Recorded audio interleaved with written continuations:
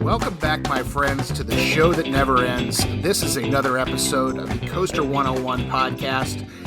I am Andrew Stillwell, and if you're wondering a little bit why I, changed up the show intro this week, we are doing something very unique for our show. We're kind of doing a history deep dive a little bit.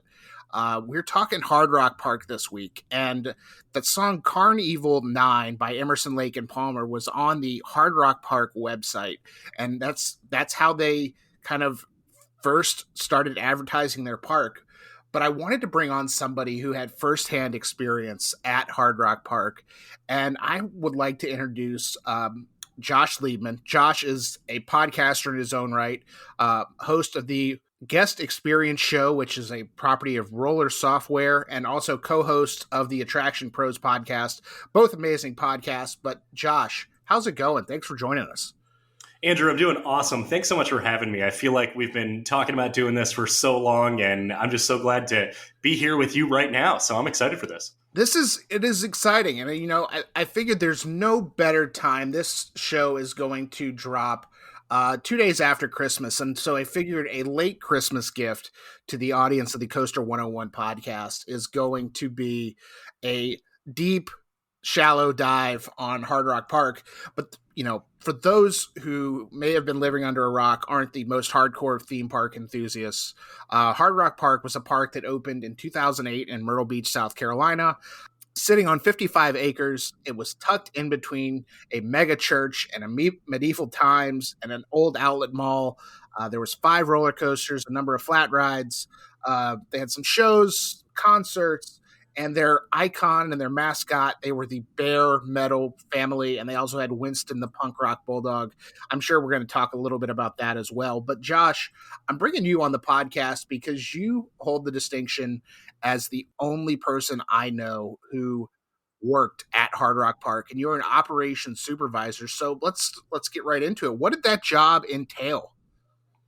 Yeah, absolutely. So it was definitely one of the most unique moments in my career. And, now I've been in the industry for close to 17 years. And, prior to Hard Rock, I had worked for Disney, I had worked for Cedar Point. And then, afterwards I went on to work for Universal, and I opened Legoland at another park as well. And so that was definitely quite an interesting kind of crossroads, I would say, as my career in the industry. And like you mentioned, I was an operations supervisor, which as you translate that to several other parks, it could usually mean team leader, or it could mean ride supervisor, or somewhere in between. And so basically it was in the operations department, which was mostly rides and attractions.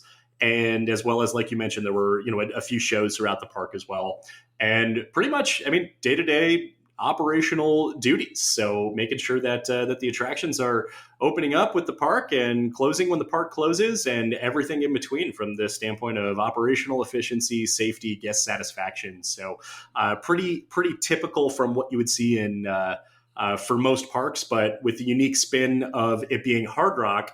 Part of my duties also included the Hard Rock Live theater as well. So I actually oversaw the operation of many of the park's concerts, which brought in some pretty big names like the Eagles, like Moody Blues, Charlie Daniels, Kid Rock, Bowling for Soup, Sister Hazel, just to name a few, and there were several others. The majority of the summer, though, I was focused pretty much exclusively at Maximum RPM, which, as you know, was the an awesome premier coaster with a very unique Ferris wheel lift hill. So not the traditional chain lift, and not a LIM or LSM launch either, but to get to the top of the ride, your ride vehicle boarded a Ferris wheel, which then took you to the top and then spat you out onto the coaster track.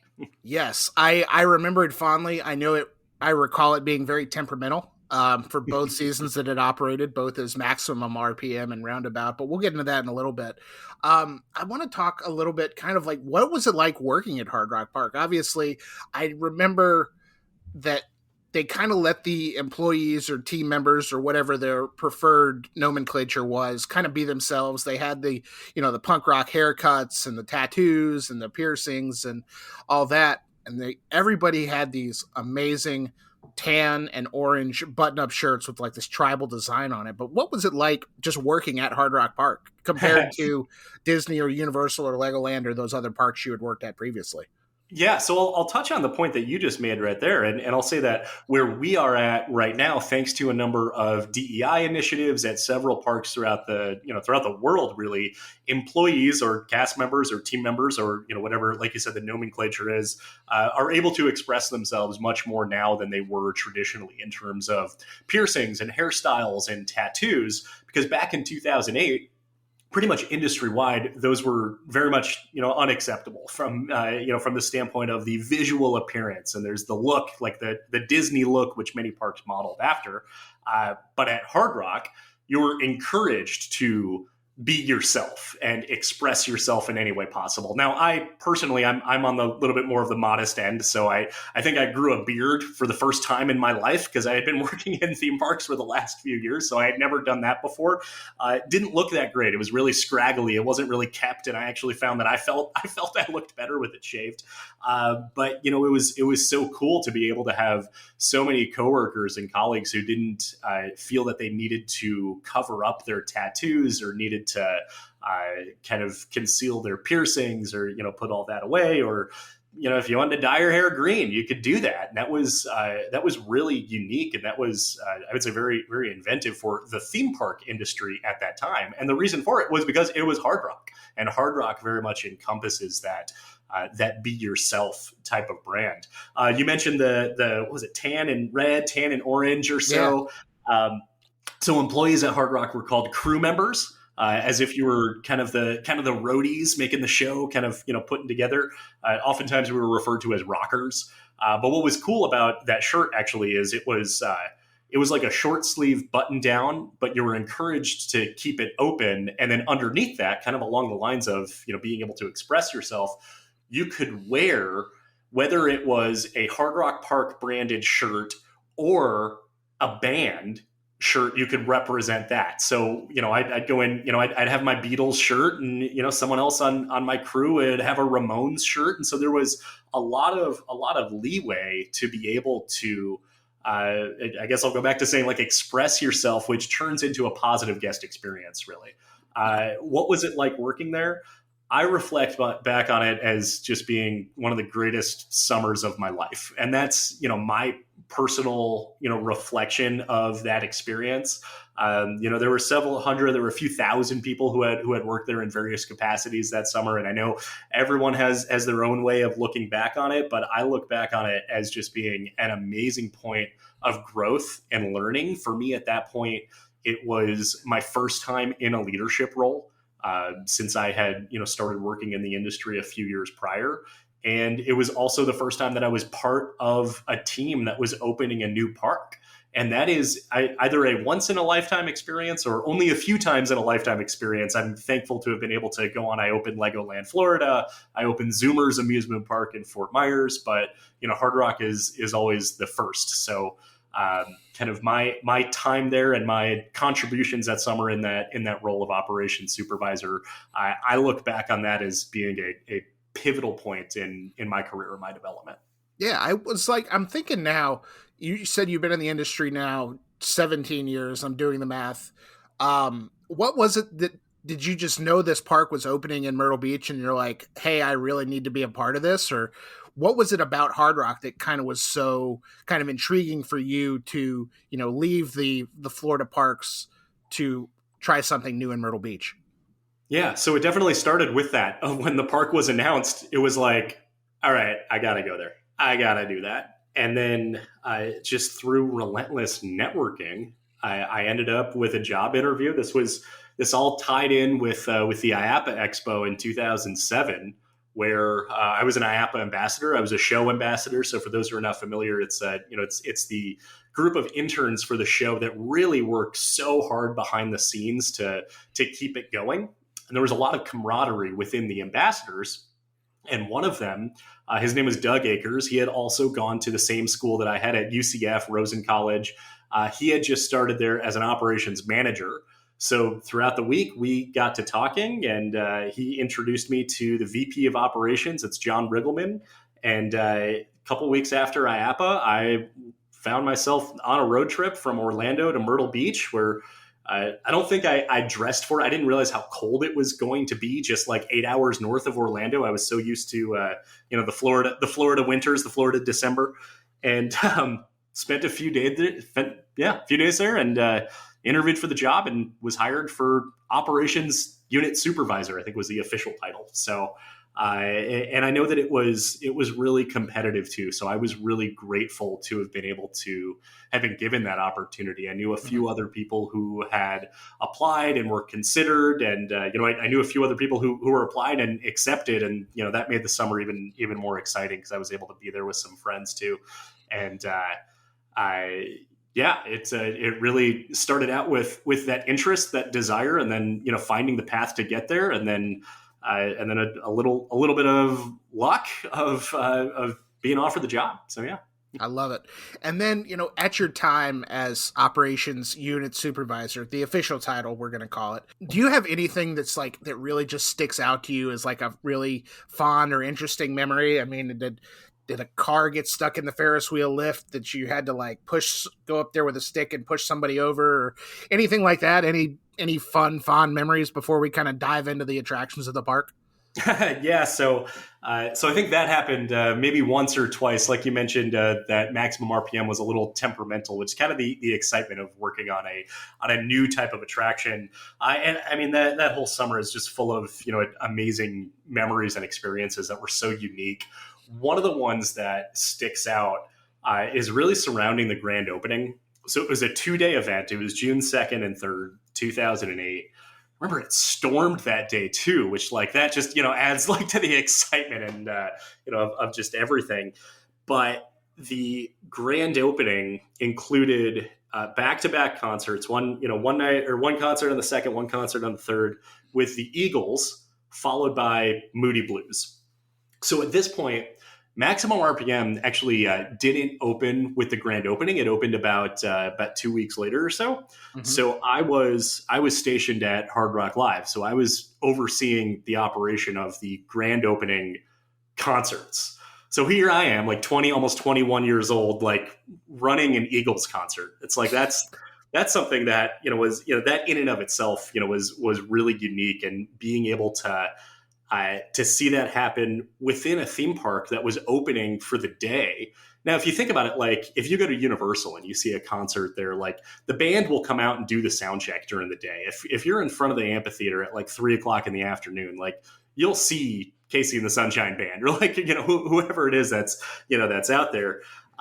The Eagles were so particular. They're like, wait, we're playing in a theme park during standard operation. Like, we can't have anybody just walking by and casually seeing the Eagles doing their sound check. So it, started with like, and the park is a circle. I mean, think of it kind of modeled after Islands of Adventure. So to do that, to cut off part of the circle and make people, walk all the way around, there were just the operational logistics of it and kind of running back and forth, and even, park security, I don't know if they were joking around with me or if they were, if that was the word that they heard, but I was walking through just to get from one end to the other. And they said, you look at the stage, you turn to stone. And I'm like, okay, like I got one hand up this way. Like, don't look in the peripheral of your vision there. That's the Eagles doing their sound check.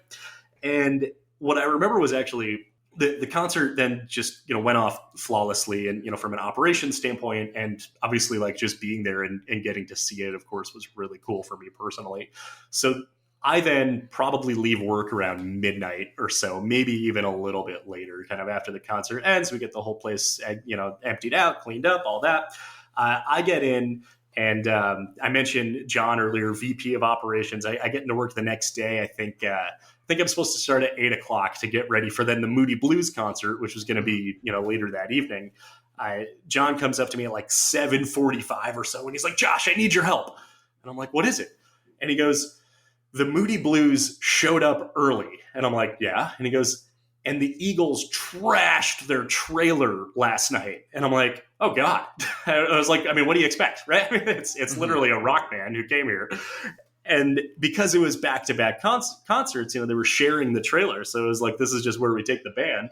They're like, the Moody Blues are here and they're pissed. And I'm like, all right, let's go get it cleaned up.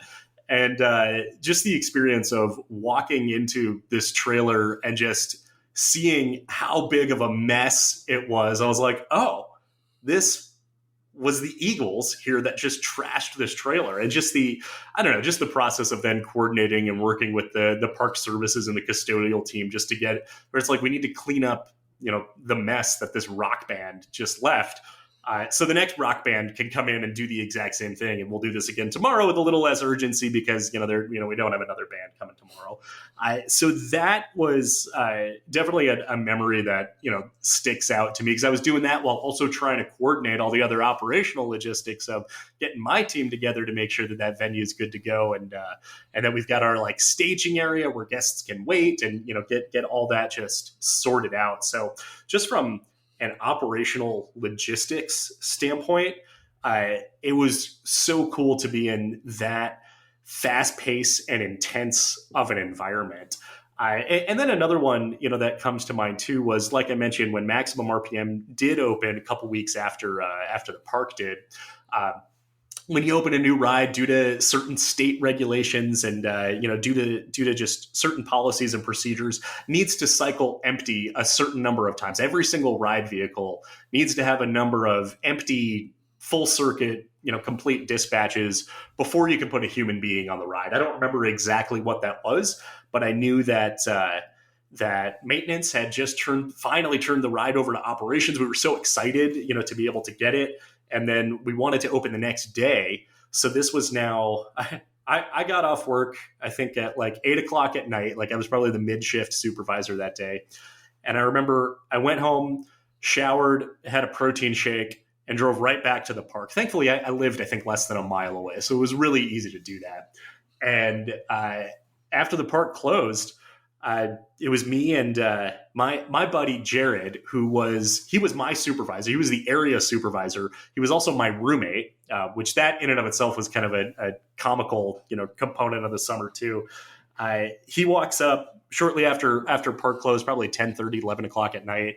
He's holding a cooler with him. And I was like, what, you just bring the beers so we can cycle this all night?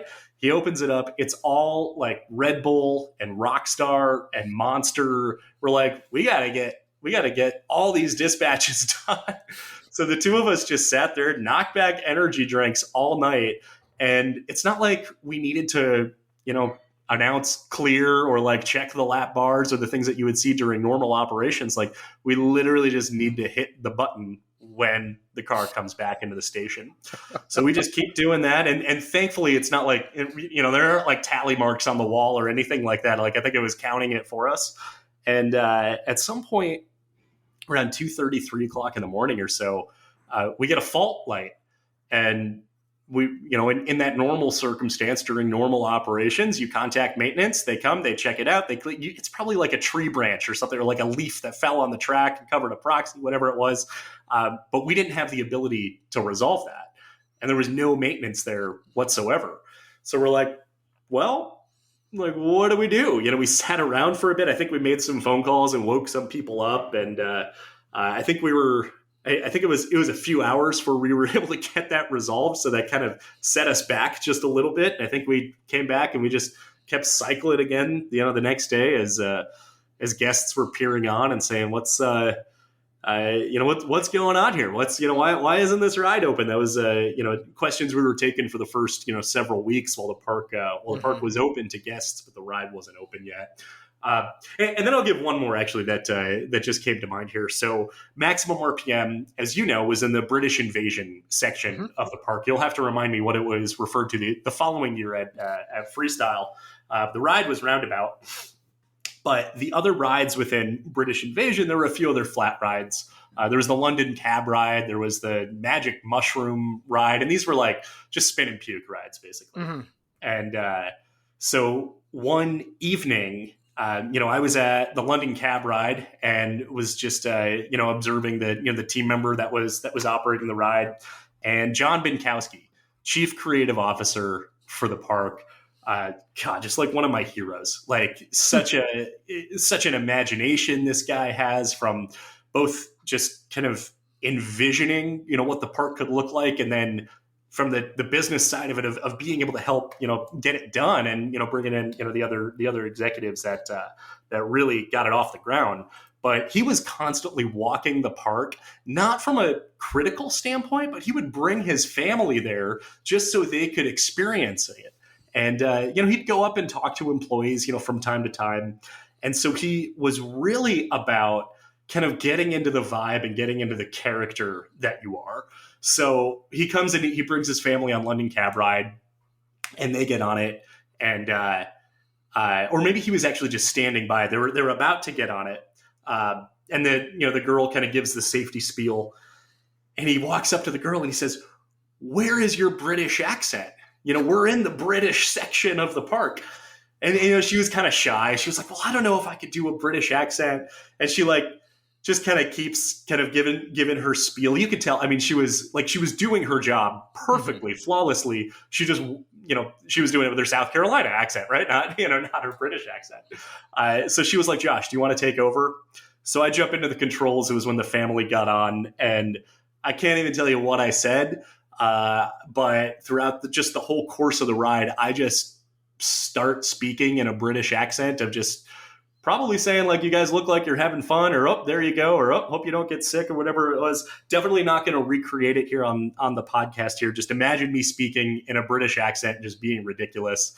And John just gets off and he goes, "There you go." And he just gives me a big high five. And, that was something that I was able to take with me and say, all right, someone who's overseeing kind of this area and the staff members who are running it, what can we do to make sure that we're getting this vibe going? So the guests who are coming here, they just walked out of rock and roll heaven. They got off Led Zeppelin. They crossed the bridge. Now they're in British Invasion. They saw kind of the arrow direct them to the other side of the street. So it was kind of funny the way that it was put together, like that of making it look like you then needed to go on the left side of the road. I was like, let's give them the great rides that they're here for, but let's bring all of our personality and our vibe into what we do too. So I would say those are three probably long-winded memories that I can give you from the park from a whole summer just full of amazing memories. That's awesome. Yeah, after you were talking about that Eagles thing, I was going to say, well, forgive the pun, but they put you were living life in the fast lane very quickly, it seems like. Let's talk these attractions at Hard Rock Park. And according to Wikipedia, there's more than 50 attractions when you include all the rides, shows, and probably areas to see, things like that. But we'll start with the 5 roller coasters. Obviously, there was Led Zeppelin the Ride, which was a B&M steel roller coaster, not quite a hyper coaster. It's only 150 feet tall. There was Maximum RPM, which we talked about a good amount. There was also Eagles Life in the Fast Lane, which was a Vekoma mine train that played Life in the Fast Lane. There was Shake, Rattle, and Roller Coaster, also from Vekoma Junior Roller Coaster, and Slippery When Wet, which was kind of this premier ride suspended coaster similar to Roller Soaker at Hershey Park or Flying Super Saturator at Carowinds. I don't think it had the interactive water element. I fondly remember my first couple of rides on Led Zeppelin the Ride, and I had no idea that Whole Lotta Love was a song. I was, 2008, I would have been 17, 18 years old at this point. And so I didn't really know my Led Zeppelin, but, the ride was famous because Led Zeppelin wanted them to play that whole song over the course of the ride. And it's like a 6 or 7 minute song, I feel like. It's just, I feel like it's a highly underrated B&M roller coaster that not a lot of people got to experience. Josh, what do you agree as far as, underrated steel, big name B&M coasters? I feel like that might be the most underrated coaster they've ever built. It absolutely was definitely, it was underrated, but it was so well received by the park and the fans because if you think about it, if you're looking at kind of the local area of Myrtle Beach, and yeah, we were, serving the tourist market, but just think of people who live there. It's maybe about 4 or so hours to Charlotte to get to Carowinds. And I think it's about 6 hours to get to Atlanta, to Six Flags Over Georgia, and like 8 to 9 hours to get to Orlando. So Led Zeppelin, even being, 150, 160 feet or so, was the biggest spectacle they'd ever seen, right? It was just absolutely mammoth. You could see it for so far away in Myrtle Beach, and it just obviously had, amazing curb appeal from that. And then you tie in the fact that it is timed perfectly to Whole Lotta Love. just completely brings it to an entirely new level. So you mentioned, yeah, they play the entire song. It's a long song. That song is longer than most roller coasters, and in this instance, they were unable to get Led Zeppelin to say re-record it or uh, or allow them to use only a portion of the song. So this is what I recall. If you look at Moody Blues, Nights in White Satin, Moody Blues re-recorded Nights in White Satin for the park. The Eagles re-recorded Life in the Fast Lane for the park. They were unable to get Led Zeppelin. In fact, this was only the second time a Led Zeppelin song was used for commercial purposes, and the first was in a Cadillac commercial with the song "Rock and Roll." From I think that commercial was probably playing around the time that the park was open, because I remember that being really familiar. So because of that, they built a pre-show for the ride that then, if you think of a standard, B&M roller coaster in any traditional amusement park, you wait in line, you get into the station, you get on the ride. And from an operational standpoint, there was no reason to change that, as well with Led Zeppelin. But because the entire song needed to play, what they were able to do was cut it up into three pieces. So you go into a pre-show where you see this footage from Led Zeppelin and you learn a little bit about them and you get really pumped. And then the song begins. And then if you are familiar with the song, those who are familiar know that there's a little bit of a musical break in between. That just plays on a loop in the station. And then the ride itself was designed specifically for the elements of the song. So you hear Robert Plant shouting love with like 46 O's, as you're going down the drop. And then every time he goes, is, you felt that with the Cobra Roll, with the loop, with, the corkscrew, every element of the ride. And then it ends as you're pulling into the station. So I don't know about you, Andrew, but whenever I hear Whole Lotta Love, I only think about Led Zeppelin, the ride. I'm guessing you're the same, right? 100%. And it's that every time I hear, again, Carnival 9 that I kind of let off the show with, same thing. I think of that flash video on the Hard Rock Park website that was like, hey, this park is coming. Rock and Roll's first theme park is coming, and get ready for it. It's just every time, if it's on XM radio or whatever, I will pull out my phone, not while driving, allegedly. I will take a picture of the screen and I will probably tweet something from Coaster101 and just be like, just reminiscing about Hard Rock Park. You did mention Nights in White Satin, the trip, which we have to go into a deep dive on Nights in White Satin, because that is the world's greatest dark ride. I rode it one time. I was far too young to really understand the secondary meanings of the attraction. But I think Sally crushed that. I think the park crushed that. That, to me, I feel like is a signature attraction, probably the signature attraction of Hard Rock Park. It was just so epic.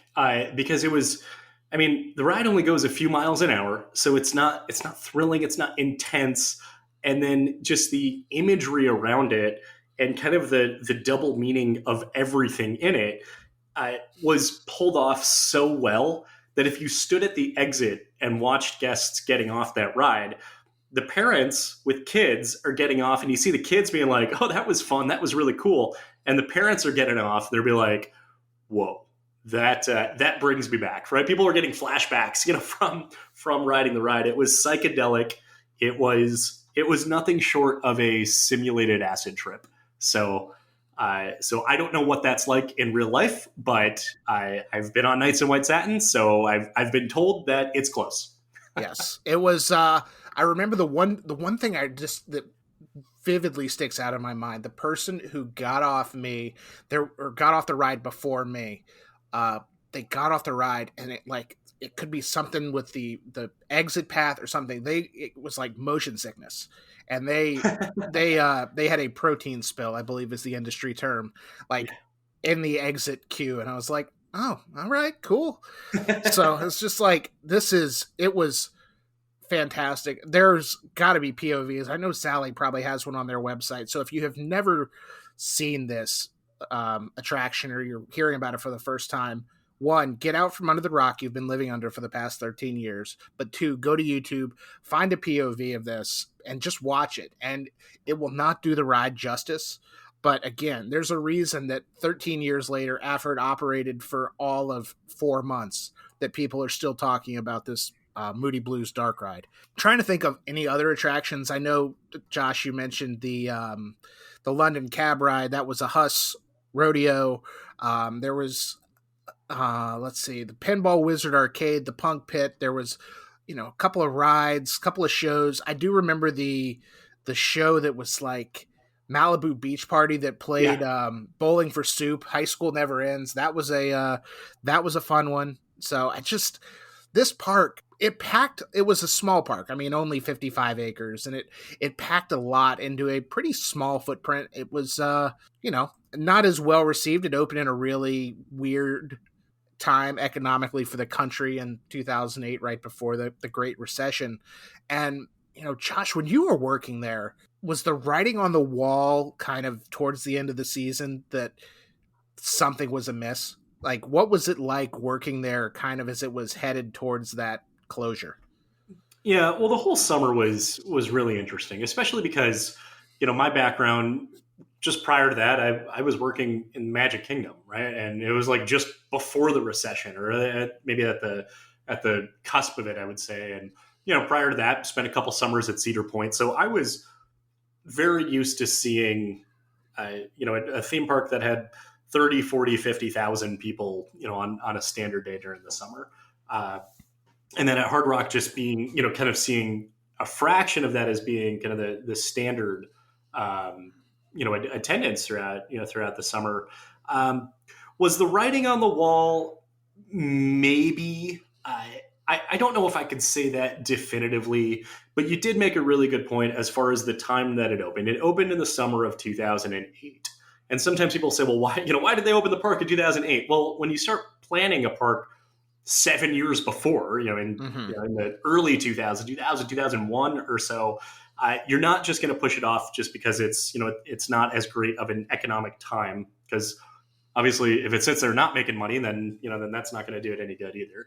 So the timing of it was unfortunate, was unlucky. I don't know if you remember gas prices that summer. I remember filling up. At one point, I took a road trip. We went to Carowinds, went to Busch Gardens in Williamsburg, and I just remember being in North Carolina somewhere, filling up my tank for like $4.35 a gallon, and just thinking like, this is the worst time in the history of gasoline to be on a road trip right now. Like, so the economic component of it was tough, and then introducing a new theme park concept to an audience that wasn't used to it was also very tough as well. So being kind of in operations, seeing kind of what guests were coming in with, what their expectation was, and then making sure we could meet and exceed that was a challenge, because there wasn't a foundation for an expectation that was fully in place yet. It was largely just out there and being delivered through a lot of marketing, a lot of advertising campaigns. But people are going to come in with their preset notion of what it should be and what they want it to be, particularly from probably what they were used to experiencing. If these were people, we got a lot of people coming in from the Northeast. So I remember Pennsylvania, New Jersey, big audience there, which is also has no shortage of theme parks in that area. So coming in, and yeah, it was a little bit different than what you'll see at Dorney Park or Great Adventure or Maurice Piers, right? Or Hershey or Knoebels. And sometimes that might misalign with what people wanted to experience. And now, I mean, kind of flash forward to today, everything that I focus on within guest experience, a lot of it has to do with aligning it with what it is that guests expect, and talk about meeting their expectations and exceeding their expectations. And when it doesn't meet their expectation, that's considered a service failure, and that's completely up to the guest, right? So that doesn't matter if they're right or wrong. It is completely about how they reflect on their experience as it relates to what it was that they expected. You mentioned at the beginning of the podcast that it was you could see these mega churches from inside the park, which means that, you bring in kind of an edgy rock and roll atmosphere that might not necessarily align with much of the demographic of those who are around, who are expecting something that is fully rated G and family friendly, because that's what they're used to if they've gone to Orlando or if they've gone to the parks in Pennsylvania and New Jersey.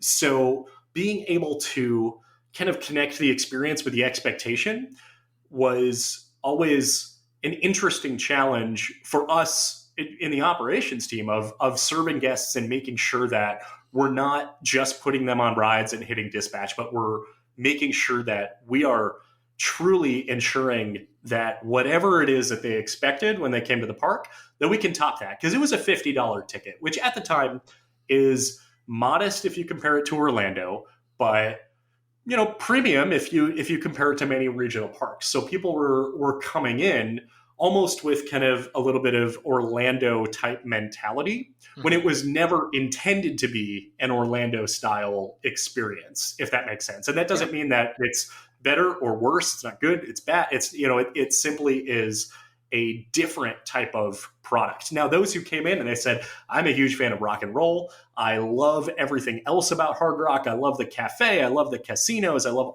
all of that.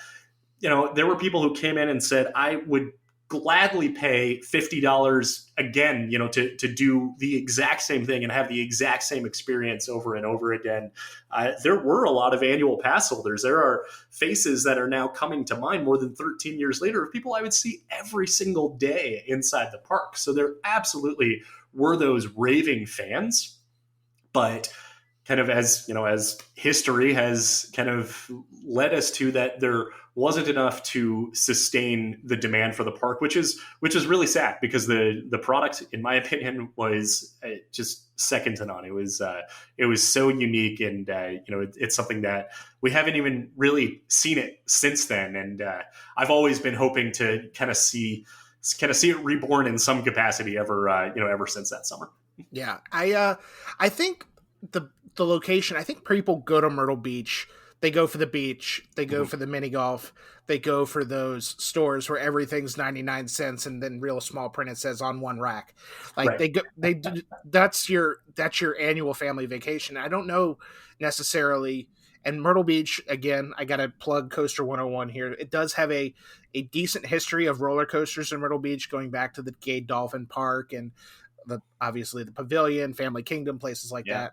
Go check that out, coaster101.com. Just search Myrtle Beach. It'll pop up. But I don't think people necessarily go to Myrtle Beach for theme parks on roller coasters and rides like that. And it was, its location was, you're 5 miles off the beach at this point. And I feel like in Myrtle Beach, once you get inland past like Broadway at the beach, where again, the Pavilion kind of lives on with some rides. There's a Top Golf there. There's the Speed Park, the Wax Museum. Once you get further inland there, I think you're losing a lot of your kind of tourist market, who I think this was primarily marketed to. I think.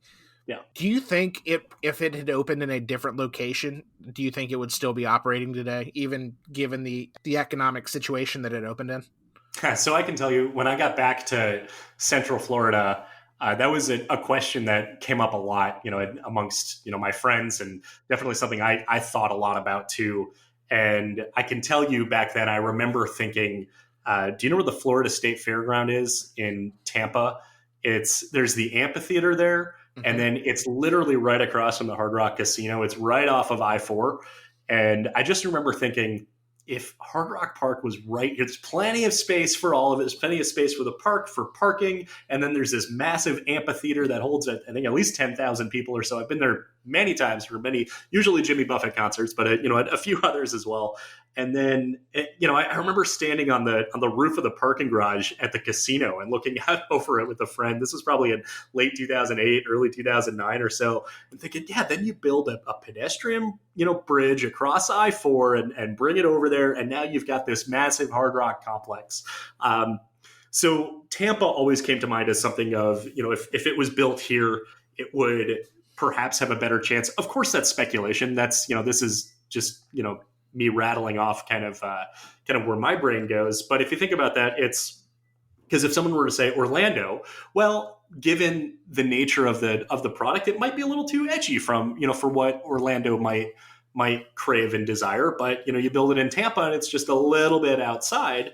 Now you tie it in with the Busch Gardens market, and bringing that all together. So that to me is kind of where I've thought. And then of course Vegas too. It would probably be a good spot too. But I'm sure that there is a reason why there's no major theme park in Vegas these days, and that's probably a whole nother conversation that you could dive into with probably other people who are smarter than I am on that topic.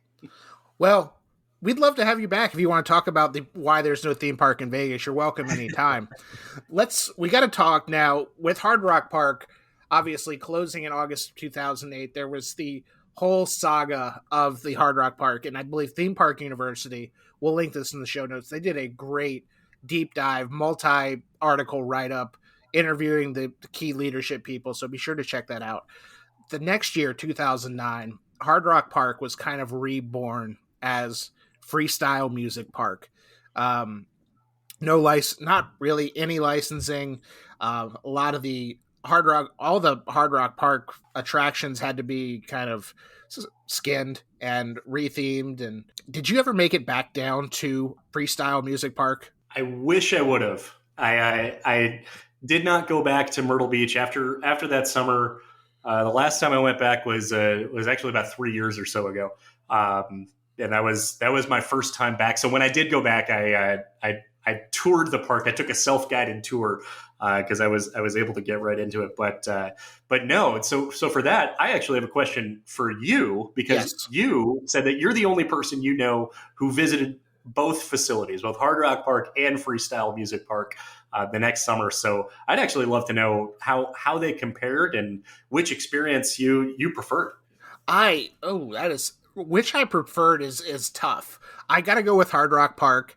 I will say, the summer we went, summer 2009, Led Zeppelin ride became the Time Machine, which they used the onboard audio to play kind of this montage mashup, not really even a mashup, of songs from the 60s, 70s, 80s, and 90s, maybe the 50s too. I don't remember if it was 4 or 5. Legend has it that they used that format because they wouldn't have to secure the rights. Like they could play I think fair use of like 10 or 12 seconds. But I do remember going to Freestyle Music Park and there was nobody there. And it was really nice to kind of marathon the Time Machine or Led Zeppelin. They still kept the blimp station. They still kept the blimp trains. The onboard audio was the same. It was just playing a different audio track. I remember they took the karaoke queue line, which is something I want to revisit real quick now that I'm jogging. They took that out of Maximum RPM, which became Roundabout. The British Invasion area became Across the Pond. And I think the biggest thing for me that was just like the world's greatest letdown was Nights in White Satin, the Trip became Monstars of Rock. And it was... We've got a video of it on our YouTube channel that I don't condone filming on rides. I will make that clear. I got in that ride and I said, I have to film this. It is this bad. And with no offense to those who created it, it was just, you took, again, the world's greatest dark ride and you turned it into basically a Boo Blasters without a gun. And it was a huge letdown, but it's just kind of, I don't want to say hilariously bad because that's not fair. And there are people who listen to this podcast in the industry who may have had a hand in that. And I don't want to offend anybody, but it was bad. It was just really bad. So I've got to go with my experience at Hard Rock Park. I mean, again, Led Zeppelin the ride with that kind of the pre-show. And I'm now remembering like getting the brain jogging of the British woman who's like, John Bonham, drums, like talking about the history of Led Zeppelin and all that stuff. And it was a interesting time to be a theme park fan. Like I moved to North Carolina in 2000. I grew up in Florida. And so I was used to the Disneys and Universals and things like that. And this is right before Carowinds had kind of hit its stride. They opened Intimidator in 2010. And so I was still 2 hours from Carowinds in Central North Carolina, but I was 2.5 hours from Myrtle Beach. And so that was a family vacation for us. So I was always eager to ride roller coasters wherever we went, and bless my parents' hearts for allowing me to like add a theme park trip to our Myrtle Beach vacation. 2 years in a row with that $50 ticket. It was, I have no idea why they agreed to it, but I thank them for doing that. But I think freestyle kind of neutered a lot of that character you were talking about with Hard Rock Park. A lot of the in jokes were gone. You know, the codpiece fish and chips, that was a restaurant at Hard Rock Park. I don't think that was there. Oh, Alice's they're so restaurant. good. Oh, best French fries. Alice's restaurant after the Arlo Guthrie song, that wasn't there. You know, the roadie stunt show, which was a pretty good stunt show if I recall, was, you know, turned into a CSI just traveling thing that appeared at regional parks in that time of year. So I think Hard Rock Park had a lot more character. It was, again, the bones were the same, but the exterior was, you know, you had that Hard Rock brand, you had the licensing, you had, again, the bare metal family and Winston the punk rock dog and all that stuff. I gotta go Hard Rock Park here. It was a fun experience, again, as a 18, 19-year-old kid. It was fun to take my family vacation and go ride a B&M roller coaster and a Vekoma roller coaster. But I could see kind of the writing on the wall in 2009. I was like, this may not be here if we come back next year. So, and lo and behold, it was. So, or wasn't, rather. Yeah. I mean, there are so many people who I talk to who say that their biggest regret as a coaster enthusiast, or, you know, as someone, you know, in the industry, was not making it to Hard Rock in its first season and not making it to Freestyle in its in its first season and its only season. And if I recall correctly, they had a better season than Hard Rock did from an attendance standpoint, from a number of operating days standpoint. Mm-hmm. And I think, if my memory serves me right, they closed on their designated closing day with, you know, an invitation to come back when they reopened in 2010. So it seemed like there was a lot of optimism. So it's it's a shame. I shouldn't say it's a shame. It's sad to just see, you know, kind of what happened to the park and to the property, but, you know, the legacy, man, you know, it gained more fame since it closed, and that is 100% true. Notoriety than sadly it did while it operated. The eBay deep dives that I've gone on for Hard Rock Park memorabilia, it's embarrassing, my eBay, because then you have to go Hard Rock Park minus cafe, minus pin, minus pins, because everybody wants to sell you the Hard Rock Cafe pins, and it's just like, yeah, there's some good stuff. I think somebody's got the signage from the Pinball Wizard Arcade. I've seen that on eBay. So if I had $1 million, I'm not getting rich doing the theme park podcast, but I would that would look great in a game room or a man cave somewhere. Well, I gotta tell you, I mean, like, the retail that I bought that summer, like, obviously, you know, not knowing, you know, the park's future, the park's fate. I mean, it's in a box, it's stored. Like, the coffee mugs I have, those are not in active circulation. I will not let anything happen to those t-shirts, mugs, shot glasses, anything that I bought with the park's logo on it. So do you have a favorite piece of memorabilia or merch that you bought that summer? Favorite piece of memorabilia. So I'll give you memorabilia that's not merch. Yes. And there was this giant vinyl banner that stood in front of Maximum RPM before the ride opened. So, like I mentioned, it opened after the park did. And I'm guessing when you visited, RPM was open. So it was after June 15th. I'll tell you, that was the day. So there was this huge banner. It was probably maybe like 9 feet wide by like 2.5 to 3 feet tall or so. And it was just the banner saying that the ride was closed. And if you recall, the theming of the building, it was themed to the Pink Floyd album Animals. So it was a big factory. Mm-hmm. And so it was like this sort of manufacturer like message of being like, this plant has been ordered closed by, and then it says Director of Plant Engineering Services, but it just said DOPES, DOPES. You know, we apologize for the inconvenience. That banner after the park closed. So I mentioned my buddy Jared, who he was my supervisor at the park. We lived together that summer. We then lived together again when we graduated college for a couple of years. He managed to acquire that banner. I think he still has it in his garage or somewhere. But when we moved into our apartment, right when we graduated, we measured out our kitchen counter and the kind of the base of it, Mm-hmm. and by the luck of God, it was the exact dimensions of that banner. So for 2.5 years, we displayed that banner in our apartment, and then we had another roommate. His name was Brad. He was really into lighting, so we like strung up these like lights that then shine down on it. So we turned it on. It was like this perfect display of, and then we just brought in a whole bunch of other stuff. We called our apartment the museum because it was all like artifacts and memorabilia from theme parks.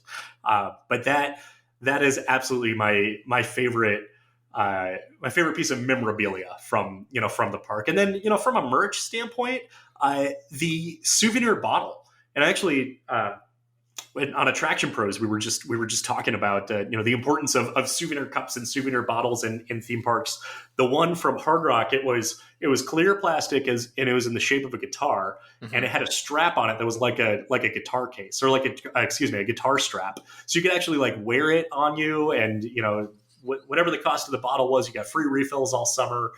So I've got that lying around somewhere too, also protected in a vault somewhere. But it was just the shape of it, like it was just so unique. So I would say, there's a 2-part answer: favorite piece of memorabilia and favorite piece of merch. I love it. And then I did say I've got to go back. This is kind of jogging back in the conversation. Maximum RPM was kind of unique. They did have a karaoke queue line. Mm-hmm. What can you For tell better us? or for worse? Yeah, I was going to say, what can you tell us about the karaoke queue line?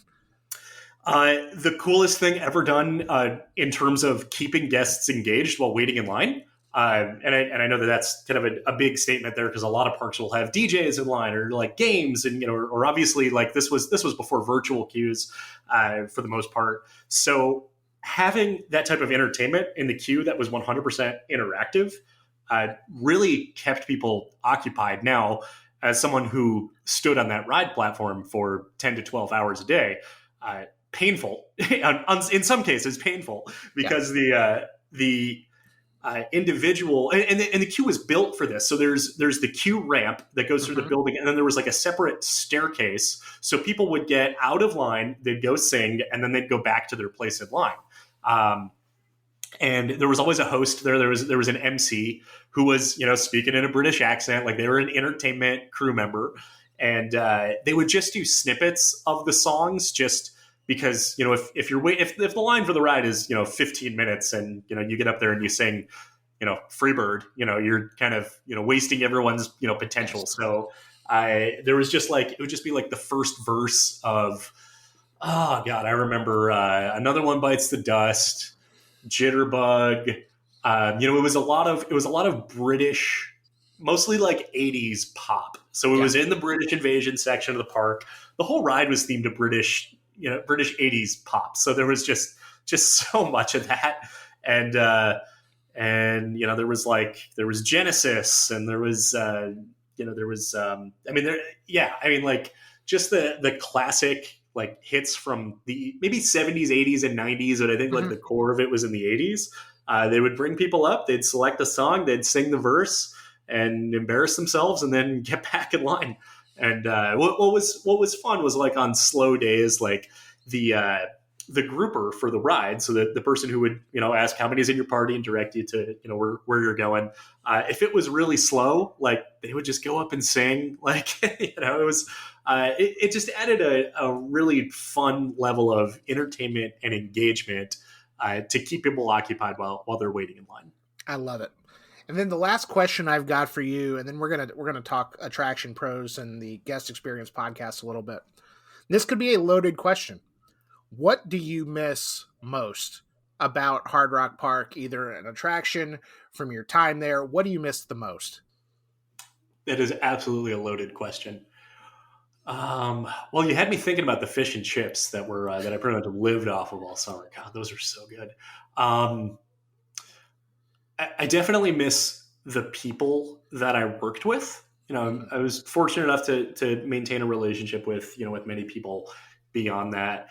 The energy and in some cases the stress, the 90-hour work weeks. I know that's the weirdest thing to miss, and no, I don't necessarily miss the like exhaustion that came with it, but there is just something so unique of being in that type of environment where we're all here together. We all have some background, either in the industry or not in the industry, and we're here towards the same goal, and it's to get this park open and operating. And that feeling of grand opening is just amazing. And if I could add one more thing that we haven't talked about Yeah. yet, would be the Bohemian Rhapsody fireworks show. So just like I mentioned, every time I hear "Whole Lot of Love," I think of Led Zeppelin, The Ride. Every time I hear Bohemian Rhapsody, not only do I think of that fireworks show, I can literally smell the pyro. 13 and a half years later, like I can cue every single pyro launch, where it was and what it smelled like. Is that is also something I miss too. See, I feel like for most people that's Wayne's World, but I was only there during the day. I never was around at night to see the fireworks show. Okay, I'm gonna have to look this up. This is Yeah. man. Well, I tell you what, if you're listening to this podcast and you've enjoyed Josh, I know I have personally. Josh is also the host and co-host of two other podcasts. He is the co-host of the Attractions podcast with Matt Heller, and also hosts the Guest Experience show. Josh, what can you tell us about your two other podcasts? And I appreciate you taking the time for our show when you talk into a microphone for a semi living.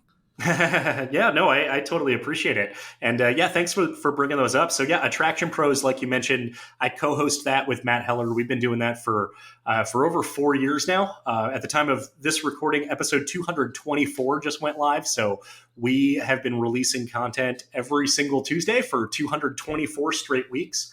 We interview top leaders in the industry. So leaders, executives, and influencers are our primary, I would say, guests that we have on the show. So we've had Jeffrey Siebert from Six Flags Fiesta, Texas. We've had Bridget Bywater from King's Dominion. We've had Jim Shea from Premier. We recently had Jake Kilcup from Rocky Mountain Construction. So we talked to people both on the operator and the supplier side of the business. We were talking about Sally Dark Rides earlier. We had John Wood a few months ago, so I got to talk to him about Nights in White Satin, which was really cool, really special for me.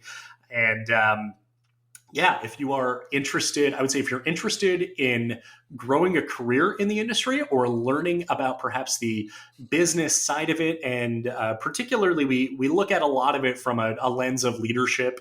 That's I would say that's Matt's area of focus and specialty, and mine comes from the side of guest experience. So those two really blend and clash in all the best ways and come up frequently in conversations.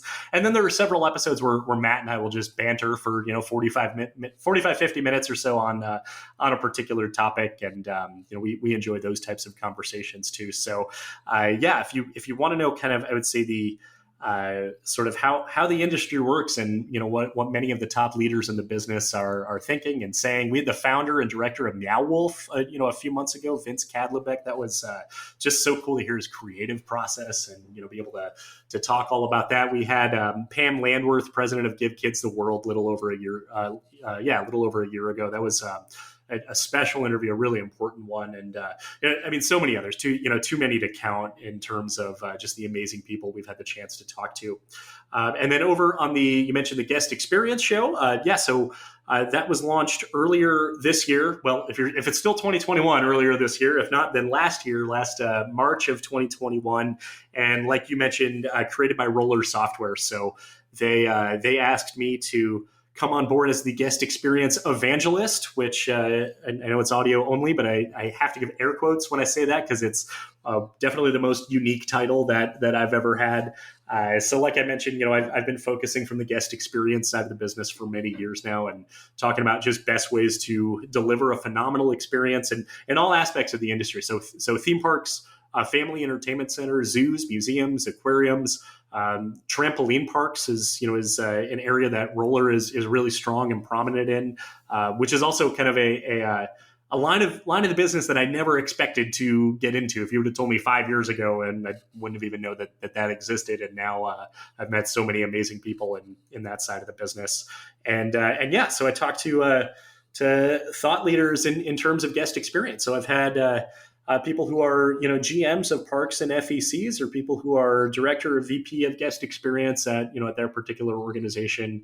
A few days ago, I was chatting with the president of luxury suite directors, who work specifically with like stadiums and arenas from premium seating. So we got to talk about the premium side of guest experience, and then